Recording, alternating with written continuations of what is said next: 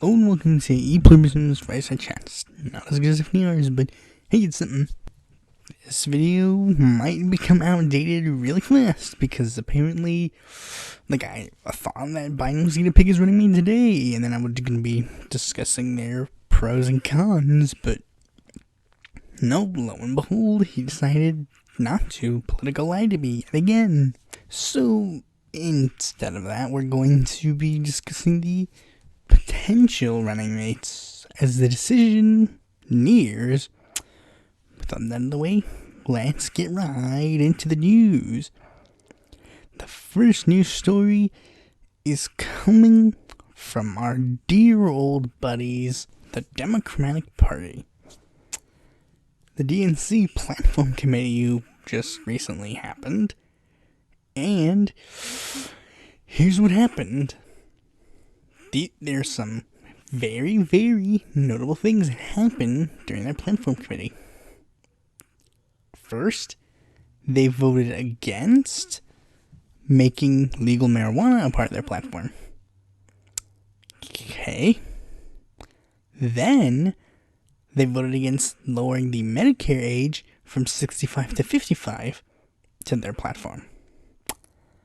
Third, and the biggest one, they voted down Medicare for all in their platform. Now, see, here's the thing. Medicare for all, I get it, corporate Democrats, they don't like Medicare for all, they don't want Medicare for all, but the other two that were voted on, this is supposed to be base Democrat crap. This is supposed to be the things that you were that was Joe Biden's platform plan, I think.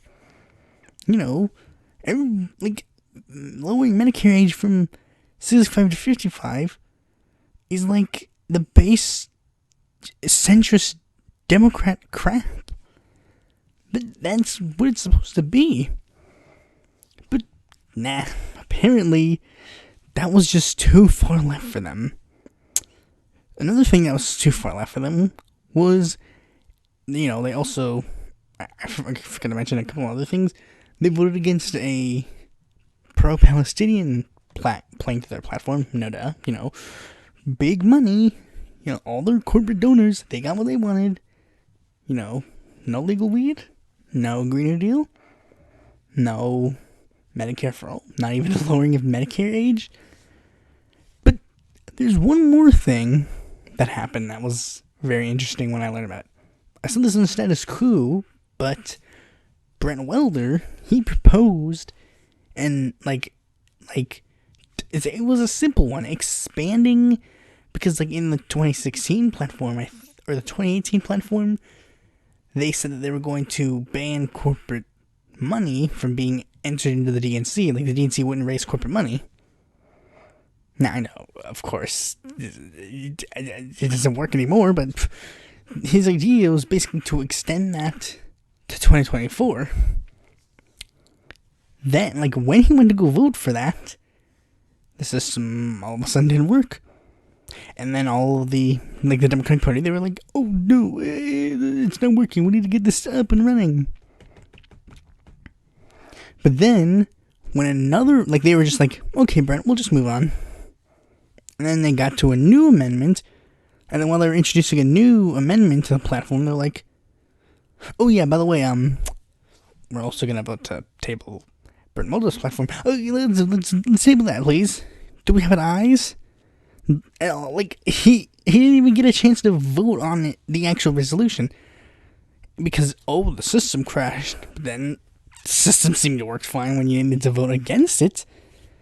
And then Brent even asked, he was like, Barney, what do you mean table? Do we table it for the next meeting, or do we, do? He's like, oh no, it gone forever. So yeah, I have to vote Democrats in November though. Pfft, blow me. I'm now voting for the Democrats because they just clear as day stated they're not going to go for any of the things I want. I'm not going to vote for that. You just can't make me vote for that. And then appears I'm not the only one, because 360 Democratic delegates say that they will oppose a party platform that does not include Medicare for all. Good. This was the thing that we were saying. Like, you keep voting for Bernie so that he can have big enough delegates so that he can sway the party platform. And everybody's all hunky-dory. Everybody's happy. Everybody's cool. And except for one person who apparently isn't cool with this idea. A man by the name of Jeff Weaver. Jeff Weaver, former Bernie campaign manager, is not necessarily too keen on this, and is telling these delegates, stop, don't do this. It's not what Bernie would want. We've already made a deal with Biden, you don't need to sign with this deal. Jeff, literally every offense I can say, but you literally have no say in anything of what Bernie would have actually wanted when you created a super PAC and trying to put Bernie's name on it to go with Biden. You were literally the worst aspect of Bernie Sanders ever.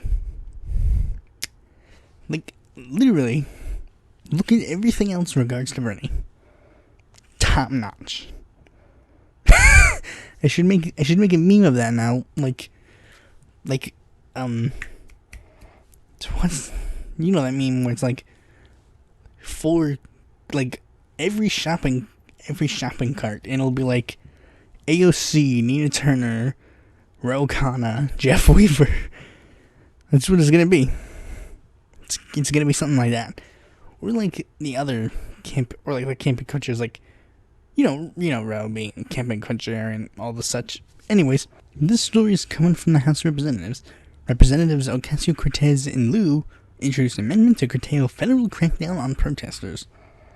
Democratic Representatives Alexandria Ocasio-Cortez of New York and Ted Lieu of California are proposing an amendment this week that would prohibit funds to be used to send federal agents into American cities as part of Operation Legend or Operation Relentless Pursuit.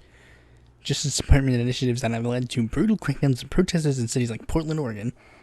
While the Trump administration has framed the dispatching of secret police as an effort that means to help state and local officials fight the surge of violent crime, critics such as Oregon Senator Ron Wyden and Philadelphia District Attorney Larry Krishner have called the tactics fascist.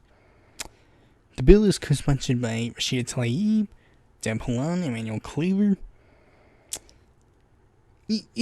Basically, that's what it would do. Basically, say, stop. You cannot do this. Trump, you cannot do this. I didn't look into which specific bill it was put into, or if it succeeded or failed. But it's good. It's a good resolution. Topical. She's working, in the House, as is her job. I still don't get this whole notion of like, oh, AOC sold out. I don't get this notion. All I'm seeing is AOC doing her job and being a congresswoman. And being a damn good one at that. She introduced another resolution that was, also there. It would ban, military from trying to recruit people on Twitch. It was voted down. Mostly, for the most part, all my congressional endorsements that are in Congress have done well, except for one, Peter DeFazio. He dropped the ball on that one. That sucks. And another person that dropped the ball on this one is the senpai of the anti-AOC left, quote unquote. I say quote unquote because there's no fucking way these guys are leftists. The pro-Tulsi people. the pro-Tulsi people, they, like, I literally stated, like, this is a big bad thing, and then Tulsi supporter was like, look, AOC and Tulsi have different viewpoints in regards to foreign policy.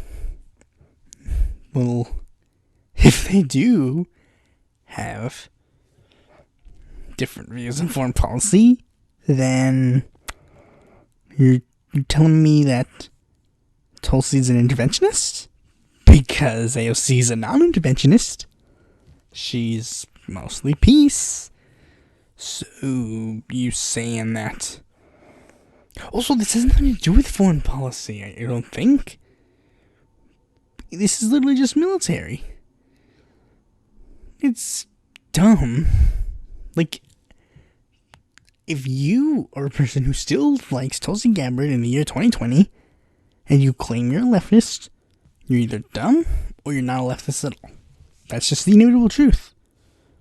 If you still like Tulsi and call yourself an interventionist, not an interventionist, but call yourself a leftist, there are some people who, like, they say, like, oh, we're super pro-Tulsi, and they claim that they're to the left of Bernie. No. If you're to the left of Bernie, endorse people also to the left of him. Do that. Not people to the right of him. It'd be the equivalent of saying, like, oh, I'm a super duper far left communist, which is why I'm going to endorse Gary Johnson for 2020. Like, no, you can't do that. Well, I mean, you can, but you'd be a hypocrite. It's just stupid. Anyways, speaking of Gary Johnson, well, I mean, this technically has nothing to do with Gary Johnson, but it's a libertarian. Greens and Libertarians file suit against New York's new ballot rules. In a rider passed in the last state budget, the legislature upped the ante for minor parties in New York. So two of those minor parties, Greens and Libertarians, are suing. In the past, to achieve ballot access, minor parties needed to earn 50,000 votes in their gubernatorial candidates. In other words, they needed 50,000 votes to call for the ballot every 4 years, rules that have been in place for decades. These new rules are more restrictive. They require that minor parties garner 13,000 votes, or 2% of votes cast. Additionally, they demand that qualifications occur every 2 years, rather than 4 at the gubernatorial and presidential elections.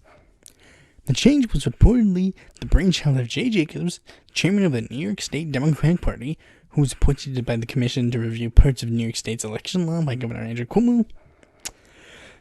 Basically, this is their, like, big curb stomp to third parties. You know, every time that there's basically every time major parties do this, they try to curb minor parties any way they can. Though as stated before, this is 100% personal for Andrew Cuomo. Why? Let me give you another refresher. For those who either haven't seen the episodes that I talked about this before, or just plain on forgot.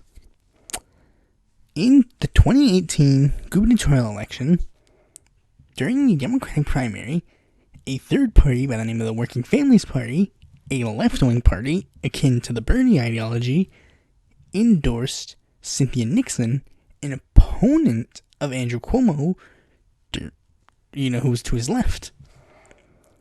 And, she lost, but the Working Families Party gave her a lot of support. They, of course, did what they always do, and then gave their ballot line to Andrew Cuomo in the general election, because at the end of the day, the Working Families Party, they pretty much just gave their ballot line to the Democratic nominee, whoever they be. Now, this was the first and only time that they did that. Every other time he ran for governor, they snubbed the left-wing challenger in favor of Cuomo because Cuomo was guaranteed the nomination.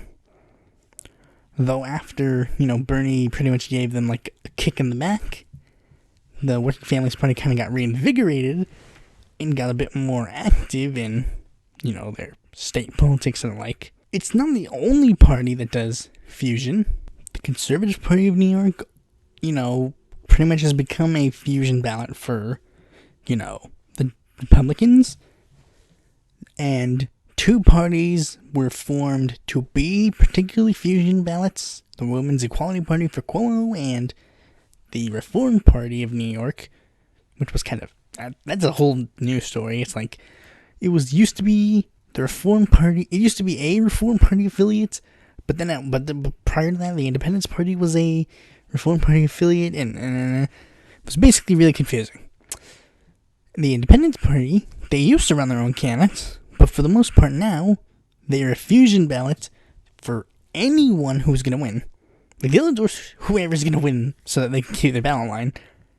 Like, they would endorse Max Rose in District 11, but they would endorse, like, what's her name? The woman who was running against Joey Salads. Not that one. Joey Salads was running in that seat. I don't know. They would endorse who's the most likely candidate to win in that specific area. I gotta use an actual example. Like, they'd endorse Bloomberg when he would run for mayor, but now they would endorse de Blasio when he ran for mayor because they were the guaranteed winners.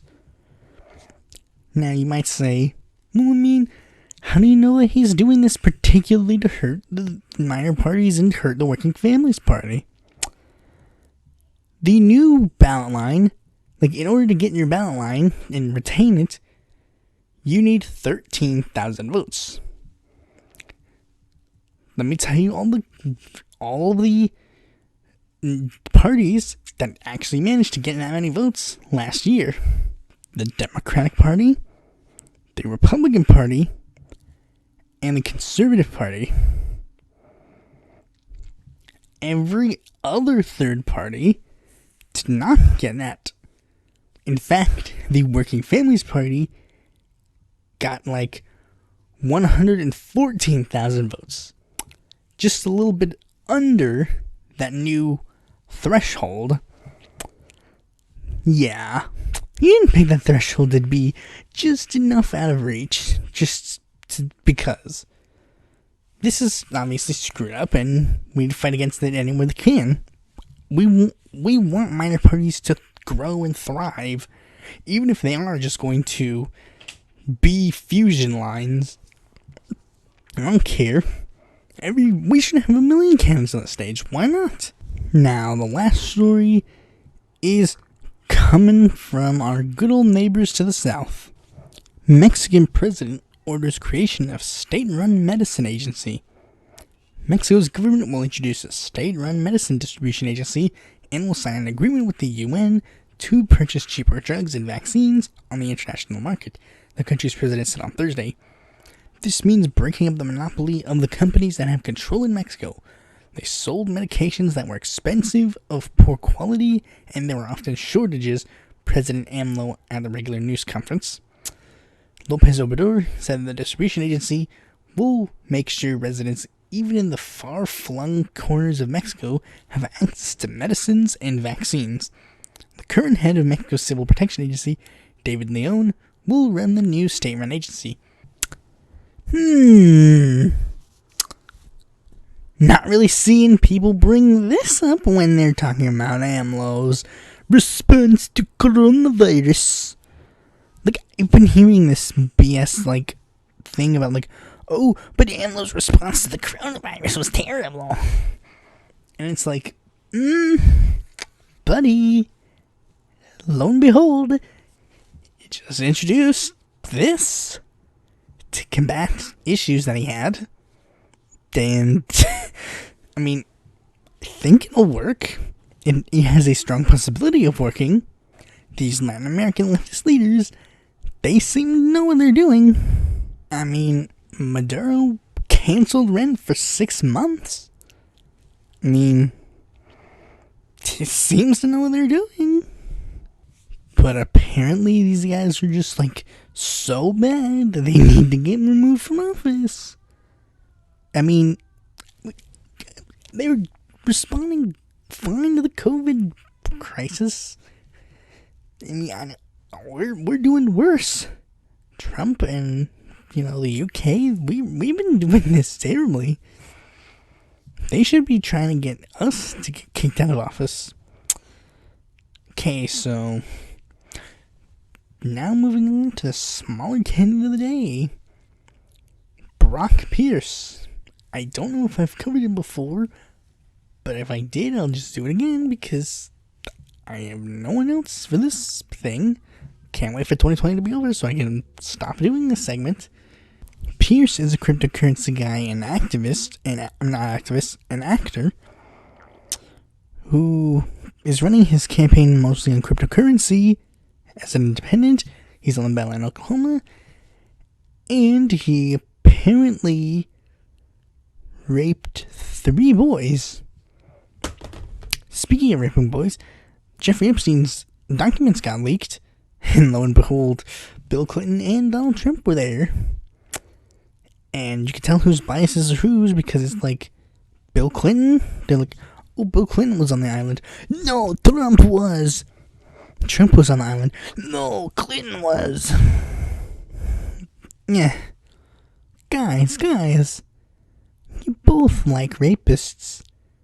Except the fact. Anyways, now let's finally move on to the main topic of this video. Biden's running mates.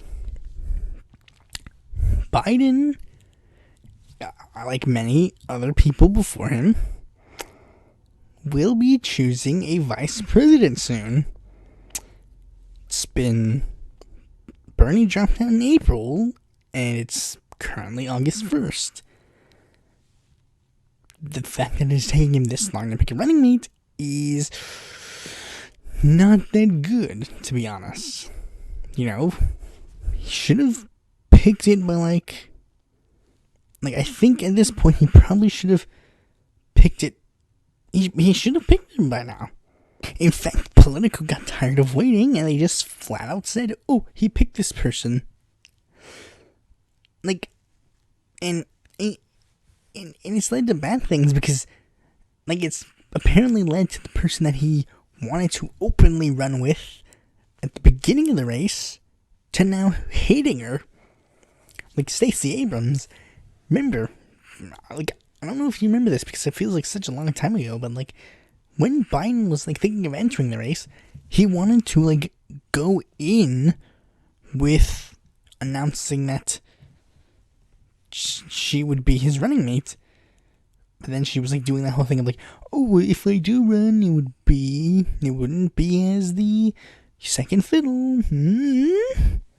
And then she went on this, and then after Biden became the nominee, she went on this whole media tour basically being I should be the nominee.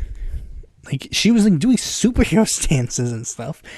And then Biden called her live on the news, and everyone was he called her to be live on the news with him. Biden, why did you call for her? And he's Stacey, I really, really wanted to thank you for doing all of you can for ballot access. You've been doing such great work, and I wouldn't want to deprive you from this work. Now, let's keep you up with the work. And she you can see on her face, she's just she's smiling, yeah, Joe, well, you're,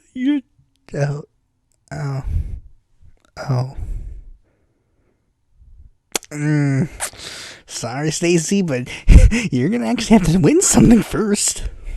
She wasn't the only name that was, on the list. There were quite a few other people that got closer to her, closer than she did. Keisha Lance Bottoms, mayor of Atlanta. Val Demings from Florida. Michelle Lujan Grisham. Tammy Baldwin, Tammy Duckworth, Maggie Hassan, Amy Klobuchar, Gina Raimondo, Gretchen Whitmire. There was even speculation that maybe Ro Khanna, Barbara Lee, or Joe Kennedy, or Katie Porter, Ayanna Pressley, Bernie, maybe try Bernie, Kirsten Sinema, Debbie Stenenbauer, Maxine Waters, Julian Castro, Hillary Clinton, why not? Andrew Cuomo, Laura Kelly, Deval Patrick, Muriel Bowser, Pete Buttigieg, Andrew Gillum, Michelle Obama, Josh Shapiro, they were like, anybody, let's just see who wins. But at this point, it seems there's been enough speculation that has finally dwindled down to our finalist. Like, you see, whenever these candidates seem to always go for the list, there's always like a short list, and then there's a longer version of the short list that includes like a couple more names.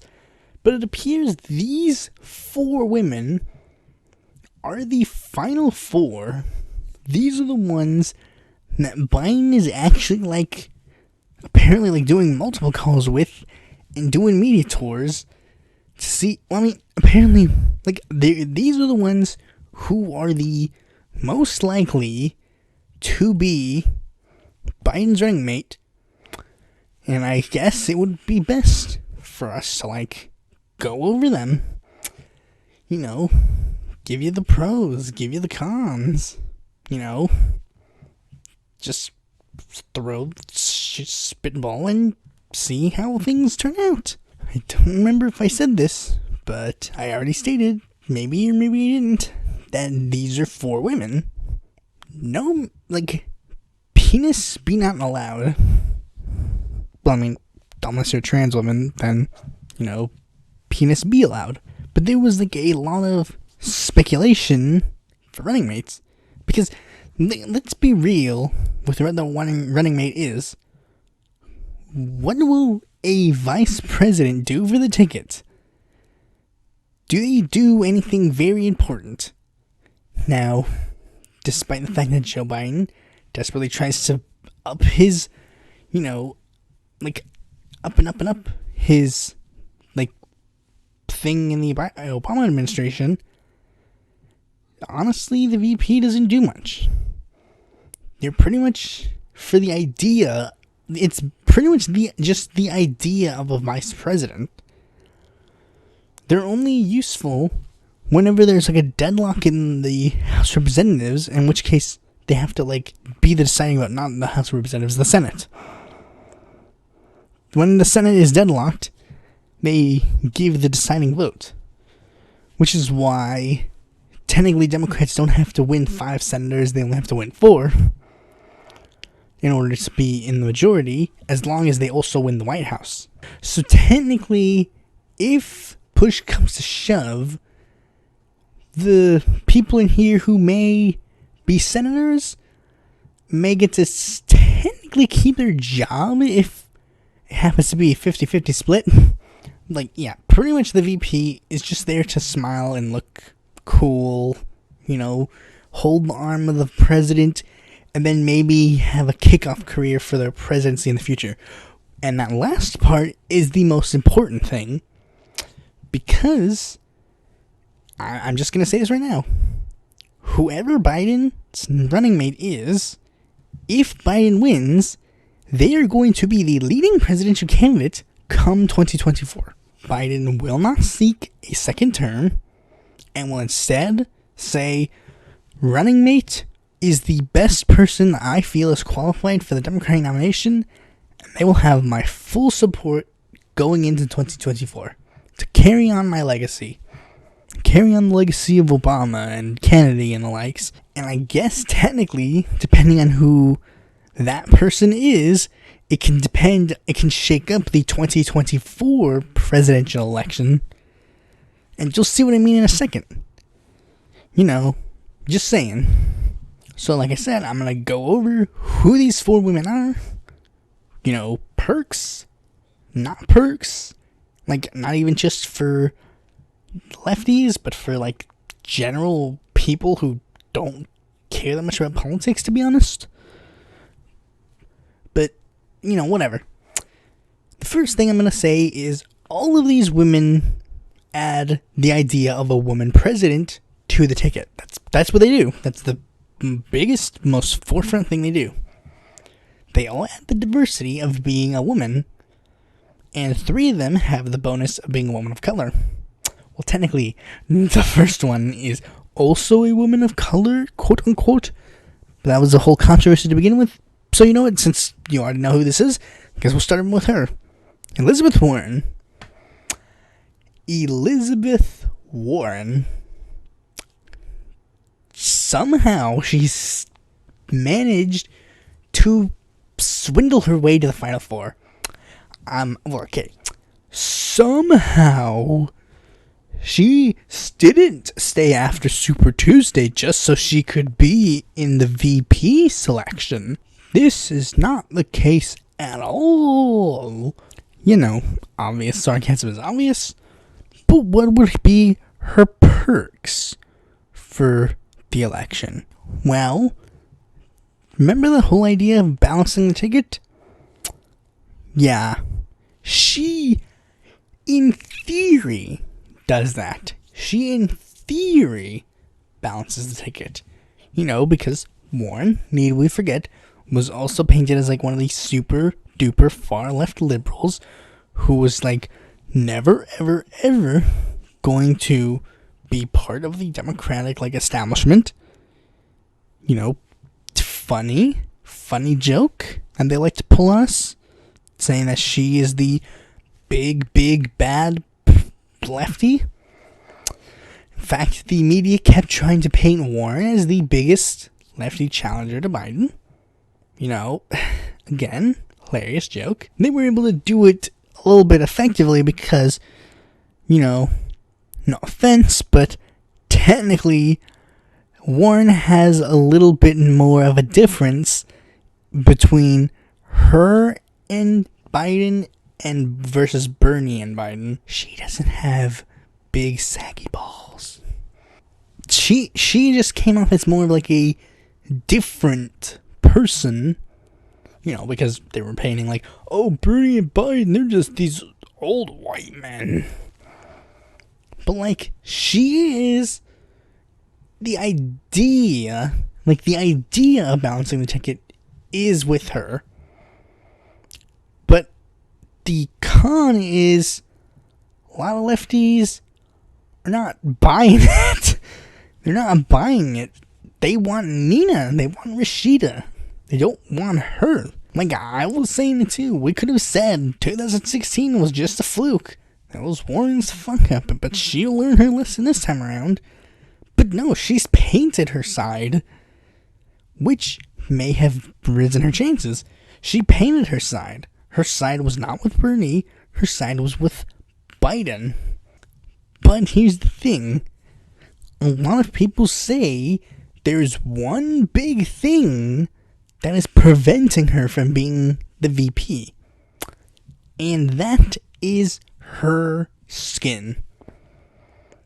Because, as many people have pointed out, many African Americans feel that Biden kind of owes them the first African American VP who is also a woman. Because, you know, older African Americans were seen as the people who kind of saved Joe Biden's campaign.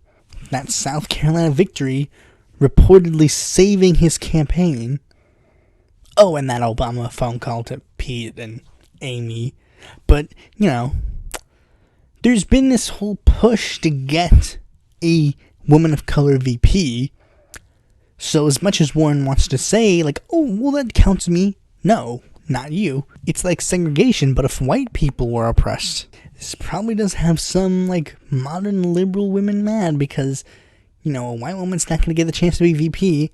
But, you know, the top three other contenders are women of color. Warren's on the bottom because, you know, not one of color. She does not get to be, you know, in the top field. Now, the next person is a woman of color, but does have one thing, well, I mean, a couple of things that do make her seem less likely to be picked. Karen Bass. Karen Bass is the current representative of California District 33, who had previously served in the California State Assembly and is the second chair of the Progressive Black Caucus. Bass is probably the furthest left person in contention. Now, furthest left person in contention does not mean left. At least not necessarily. She's close. She's close, to what we would consider a lefty in Congress. But, she just kind of barely misses the mark on certain aspects. Let me give you some of her things in her past. She's endorsed Obama for the presidency. I mean, that's not necessarily a big thing. She endorsed Kamala for Senate during the highly contested New York District 15 race. She endorsed Michael Blake, who was seen as the African-American candidate. That's a weird way to say it, but the majority of members of who endorsed him were Black Caucus members and such. She's consistently voted against repealing Obamacare. She recently introduced the George Floyd Justice and Policing Act. She's in favor of neutrality. She was among one of the 115 House members who signed a letter criticizing Israel's plan to annex part of the Palestinian territory in the West Bank. She co-founded the House Medicare for All caucus. She was one of the first 30 members of Congress to introduce and support the Green New Deal. She voted in favor of the First Step Act. She's good on some of the issues. In fact, I actually looked into the top bills. You see, because I have a folder in my bookmarks called Congressional Big Votes, where I look at top, bills that are being proposed in recent, elections.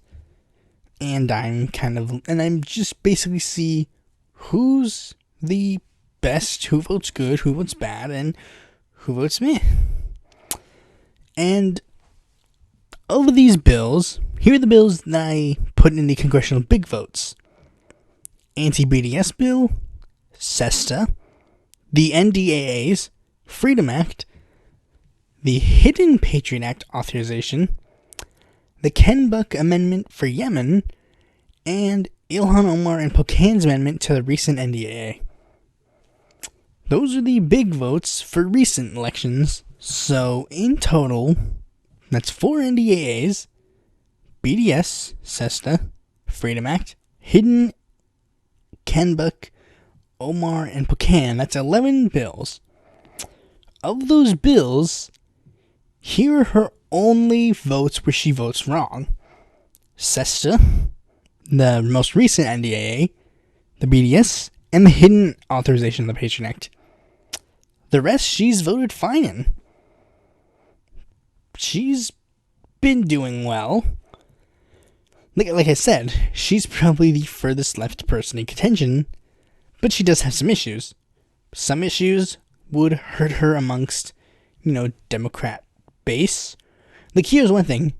After Fidel Castro died, she sent a thingy, a mailer. She released a statement saying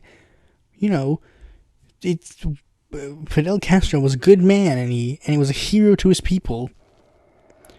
And that led to some contention, mostly because Biden was running advertisements against Bernie for doing similar things. So, of course, she couldn't, they couldn't really say, oh no, but it was fine when she did it. I mean, they could have, but, but that might hurt them in Florida, which is a state that they would probably want to win. Because if a Republican wins Florida, they're almost guaranteed the White House. She went back on that. But then another thing that she did was that she gave a speech at Scientology's headquarters, and she was praising them, and that led people to go wait, what? She made a statement saying oh no, you see, I didn't really know what was going on with Scientology at the time. It was just a building, a religious building that opened up in my district, and really kind of, I just felt like I needed to give a speech there, as the congresswoman. If I had known what I know now, I would say, this is a bad idea, and I definitely will never do that again. But, apparently, I don't know the specifics for that, because I think by the time she was in Congress, she was like, I don't even remember if this was when she was in Congress or if she was like a state assemblywoman. Because if it was a state assemblywoman, I think she might have more leniency. Because, I don't think the South Park episode that debunked all the BS of Scientology came out yet. In fact, she's being pushed by Ro Khanna. And I know, a lot of lefties like Cenk Uygur and Robert Reich were pushing for Warren, and Ro Khanna also pushed Warren, but it appears that Bass has surpassed her enough that Ro has actually, I get what Ro's doing. He's trying to make the best of a bad situation. If we're gonna vote Biden, it's best that we have at least somewhat of a lefty in the vice presidency so that we can have some say in the platform. So yeah, if Bass did hypothetically somehow become the running mate, I wouldn't be completely mad. Not completely mad. She seems to be the best option of the options given, and that's really all Bass kind of needs to be. She needs to be the best option, hypothetically, of the situation. The next option is, slightly less than that. By that I mean Susan Rice. She was the 24th U.S. National Security Advisor, and before that, Ambassador to the UN. The only thing that Rice really has going for her was that she has previously worked with Biden before. She was in the same White House that he was. Which, that's one of the reasons why someone like Howie Hawkins picked Angela Walker as opposed to someone else. Because he was like, we need chemistry. We need to work off of each other. We need a ticket that actually knows each other, that we work together. And that would be the only thing that would bring her and Biden together. The problem is, or this might be an asset, she represents nothing that the left stands for. As the National Security Advisor, she was one of the people who was intently part of the worst aspects of the Obama administration. The Libyan war, where she pretty much said, Gaddafi, step down or we kill you. It literally is quoted as saying, Rice is challenging to work with due to her toughness in the mold of James Baker or Henry Kissinger. She is being compared to Henry Kissinger. And, there's one big thing. One of the things that sunk Hillary's campaign, Benghazi.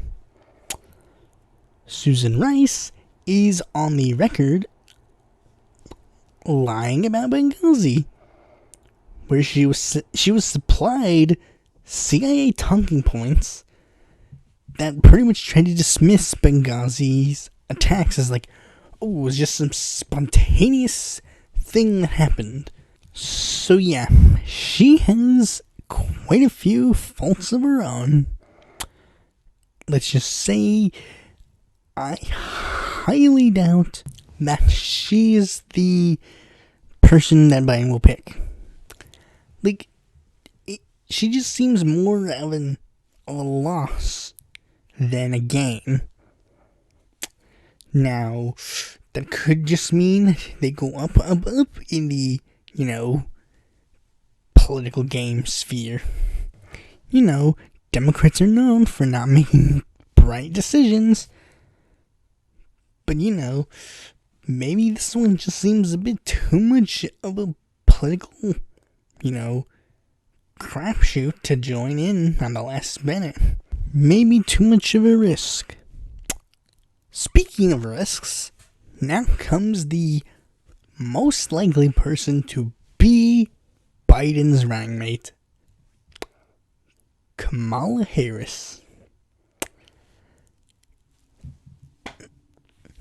That walloping she gave him was just nothing. Literally.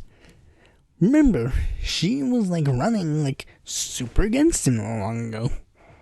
Now lo and behold, she's on the top of she's running to be close to the top of the ticket. You know, it's one that people don't really care much about normal politics and just see it as a pony show. Because, like, she literally insinuated Biden was a racist. But, nah, don't matter. He needs brownie points for picking a black woman to be his running mate. And Kamala, she seems to be the perfect pick. Like, she is well known enough to at least get name recognition. She adds diversity to the ticket. And despite the fact of the truth, she is seen as like, oh, we're so opposites. Because remember that time that it's like a family moment. Remember the time that I called you a racist segregationist guy? And, you know, because, like, that kind of crap is going to be seen as, like, oh, you see, we had our differences in the primary, but now we've come together to realize our true goal is to defeat Donald Trump. This just is too poetic. It's too poetic. I'm calling it right now. Kamala Harris is going to be the running mate. That was pretty obvious since day one. I don't know why anybody even speculates anybody else. Kamala is it. They would have wanted her at the front of the ticket, but, you know, things didn't work out that way. She's going to be the leading presidential contender in 2020. The only upside is that I think that means California will get a special election next year, and I nominate Ro Khanna to be the candidate for that. Thanks for watching this video. Be sure to like, comment, subscribe, and click that bell to be notified when the future video when it comes out. And if you're interested in more content from me, you can go to my website or follow me on Facebook, Twitter, or Quora, join my Discord, or check my articles in the Independent Political Report. The one thing I think I should mention right before I leave is that Jeffrey Epstein was murdered. Hello? Wait, what are you doing?